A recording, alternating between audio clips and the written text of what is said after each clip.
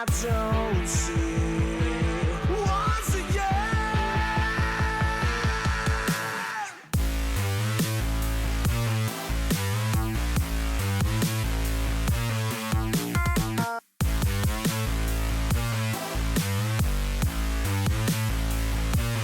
Let the beat drop.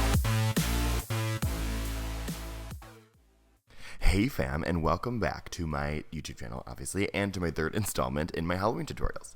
Today is obviously a Freddy Krueger, and I partnered with Bioderma, which makes incredible makeup remover and skincare, and Freddy was just the perfect fit with his skin condition, you know? Okay, so let's just jump right in. I prepped my skin with a mild cleansing foaming gel, and then I moisturize it with a soothing cream, which is great for sensitive skin, and I have sensitive skin, girl. So now that my face is nice and prepped, we're ready to put on some makeup. So the first thing I'm doing is getting my Tarte eyeliner in the Fake Awake Tarte liner, which is a nice nude, and I'm going to use this to start sketching out the sores. They're like burn sores. So essentially what I'm doing is I'm creating a bunch of small circles, and this is what we will fill in with the red, which we will consider the negative space. So when you're creating these circle negative spaces, you really want to focus on the shape that the positive space around each sore is making, because you want those to be thin and fluid and to wrap around each other in a nice cohesive way. So if you're new to makeup, I'm going to go in with concealer after this, and I'm going to fill in all of the positive space so you guys can get kind of an idea of the difference between positive and negative spaces. But right now I'm just kind of erratically drawing sores. I'm looking at a reference photo of the original prosthetic makeup that was done on Freddy Krueger, the actor. So I'm using that as kind of like a little bit of a placement, but I'm also changing it a bit to fit my face. So if you guys will notice, I'm doing less sores on the tops of my cheekbones in that highest point because I want there to be more positive space, which will have more of a flesh tone, and then I want it to have more sores down in the hollows of my face. So essentially at the end of all of this, it'll give the illusion of having depth and dimension and like having like almost like a contoured cheekbone, so you don't look like a sored potato. You know what I'm saying? So I'm only going to do the half the face on camera for you guys to kind of keep it focused because a lot is happening. So I'm going in with Tarte Shape Tape, and I'm going to be filling in the positive space. That's the white, that's the highlights. And then the negative space will be then the red sores. I hope we're following together. So I'm just using a Sigma concealer brush, and I am also using all of the same brushes from one particular brush set, so I'll have that brush set linked down below. But I'm just filling in all of those areas. So right now nothing's really set in stone, so I'm kind of changing it, and I'm creating more sores as I go, because you get a really good idea of what the final makeup's going to look like before you really do anything too permanent, which is why I would suggest doing, if you ever do a Freddy Krueger, to do it this way, because once you have all of the concealer on, you guys can kind of see what the final look will look like, and if you have enough sores, if you need to make more, if you need to take some away or reshape them. So once I'm like highlighting all that in, you can see how these these positives, this positive space is kind of like looping around these sores in like a very like ocean wave type formation, and that's what you want. This is essentially just prevents it from looking like giant holes in the face. So this is what you should look like. So I'm going in with the Makeup Forever Flash Palette, and I'm using this peach tone. I don't want to go anything too red right away.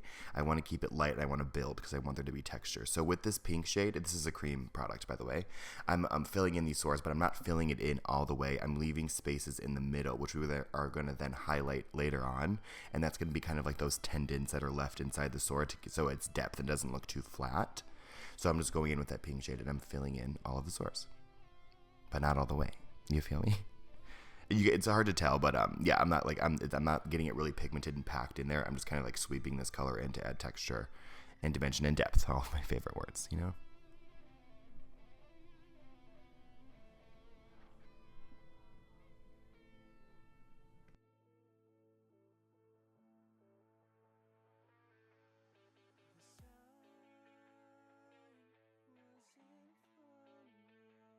Now I'm going back in with that same highlighter pencil, the Stay Awake by Tarte that we used originally to outline, and I'm going to create the little tendon lines inside of each sore. We're then going to go in with the eyeshadows later on to shade around them so they really pop, but this helps each sore not be too flat. I keep calling them sores, but he was burned alive, so they're burn marks, right? Yeah, I don't know. It's been a while since I watched that movie because it ruined my life. But yeah, you just want to go in. I'm sticking to mostly the larger ones to really create a lot of depth and movement, because when, since it's a larger surface area, if you just filled it in with pink and then just like shaded a little bit, it would just look like a hole. So I wanted to have a little bit more texture.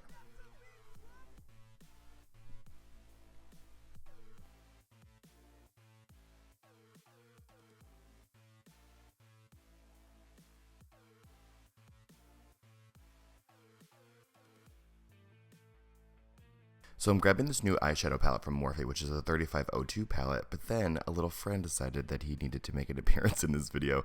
Steve was just really desperate for love, so he just kept jumping on my lap. And then I went back to finish the tutorial. I'm going in with this brown, reddish brown shade, and I start to shade, and then Steve decides he wants to show up again. But essentially we're just using this shadow to add depth around the edges, but then also next to those tendon lines. And then here comes Steve again. He's so cute. By the way, he has an Instagram that me and all my roommates post to if you guys want to follow. It's Big Fat Steve the Cat. We love him. So I just gave him a little bit of love, and then we just kept blowing through. So I'm using this brown shade from the Morphe 3502 palette, which is new. It's the perfect nude eyeshadow palette, and I wanted to use it in this tutorial and a lot of my Halloween tutorials because it's incredibly affordable, and you get like a ton of eyeshadows. So I'm just using this red shade to add depth, but it's adding color at the same time. So it's really the perfect red tone that's very believable. It's not a primary red.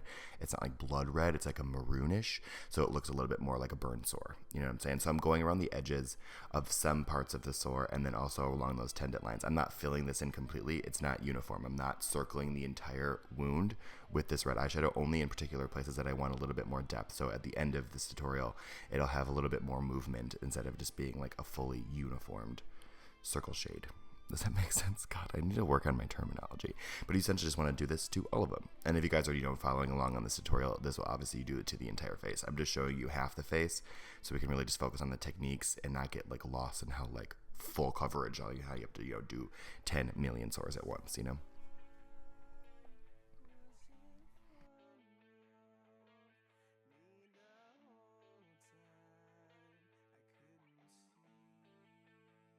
From there, I'm going in with a very dark brown. It's the second darkest shade in this palette. It's the black is the darkest, so it's the second darkest. It's a really dark brown, and I'm using that in a lot smaller motions, and I'm using it to really hug around those tendon lines inside of each sore, and then to add a little bit more depth around each wound. And I'm also using this with a very flat brush. I'm using an angled brush because I really want to get a crisp line where the negative space meets the positive space, because then it'll add a little bit more depth, and it'll look more sunken into the face when then the highlights will stand out more.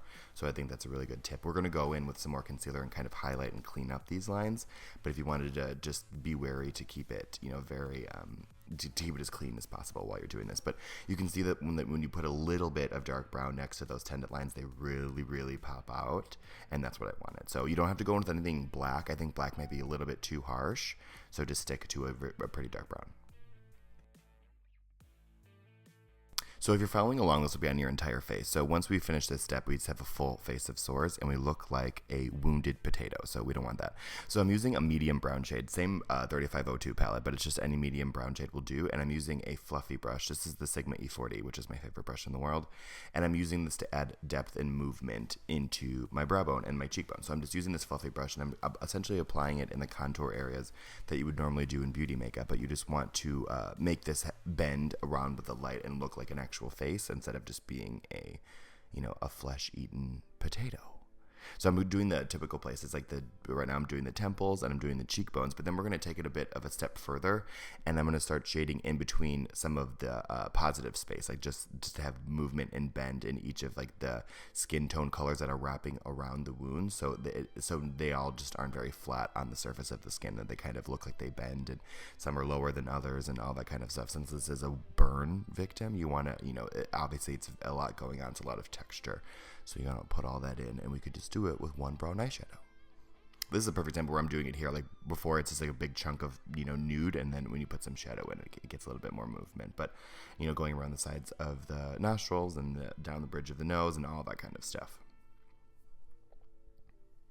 So yeah, here I'm just placing it in the center of some of the larger positive spaces. I'm sorry, my email keeps blowing up. I'm doing it in the larger spaces these positive lines don't just look like a big solid chunk, and they move around. I'm going in with a little bit more. This is the same color. I'm not adding a darker color. I'm just putting more pigment of that same shade, and it'll appear a little bit darker. I'm not going in with a darker shade, just adding a little bit more. But you guys can see on one side, this has movement, and then my other side is a potato. See how flat it is? So I'm going back in with a Tarte Shape Tape Concealer, but this is one shade lighter, and I'm going in with a liner brush, and I'm just hugging a highlight line around some of these burn sores. And especially if it's on top of brown eyeshadow, like right here, it's like going on top of like where brown eyeshadow already is. It really makes it pop out, and it really just kind of activates the entire thing of having like a ton of depth, which is what we're going for. Since we're not using any prosthetics to actually make this skin raise off of the surface of your face, you want to create these illusions with makeup.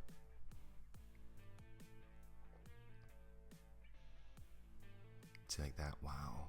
Look at that. It all just pops and comes together in the end, fam. Okay, so this is my favorite technique. You just want to create a little butthole mouth, and I'm taking that same concealer and I'm just pressing it onto my lips, and I'm blending it up into my lip line. And you want to really make sure to get the center of your lip. So when you do this technique, when you open your mouth, all the skin that is wrinkled inwards, since you're making a butthole mouth, will look like this, like all lined and textured. So yeah, I'm just going in again, but like really gonna focus in on the center of my lips right there where it's still pink, and you want to push it right in there. So when you open your mouth, it all, boom, look at that. The mouth now fits with the rest of the makeup. Yeah.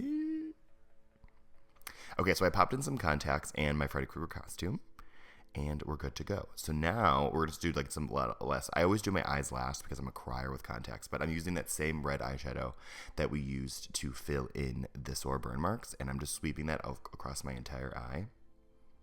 Pretty simple. And then I'm going in with a dark brown, and I'm just going to sweep that into my crease, but also into my brow bone. Since I didn't glue down my eyebrows, I'm just using a lot of dark eyeshadows right where my eyebrow meets my skin to kind of blend out the existence of my eyebrows, so you guys can't really see them as much instead of having to go in with the glue stick and block them all down. I'm going with like a little bit of a darker eyeshadow really quick, and then just to add like extra depth, now that my eyes are on and the contacts are really stark black, I needed to darken it up just a little bit. And then that's the finished look, my friends. So it just took me a little longer than you would think, but it wasn't too bad. But I really like how it came down, and I hope you guys learned some cool stuff. But you guys also ask me a lot how I remove my makeup, and Bioderma has, like, since the day one, I've always used their makeup remover to take this off. So I'm going to show you guys how easy it is.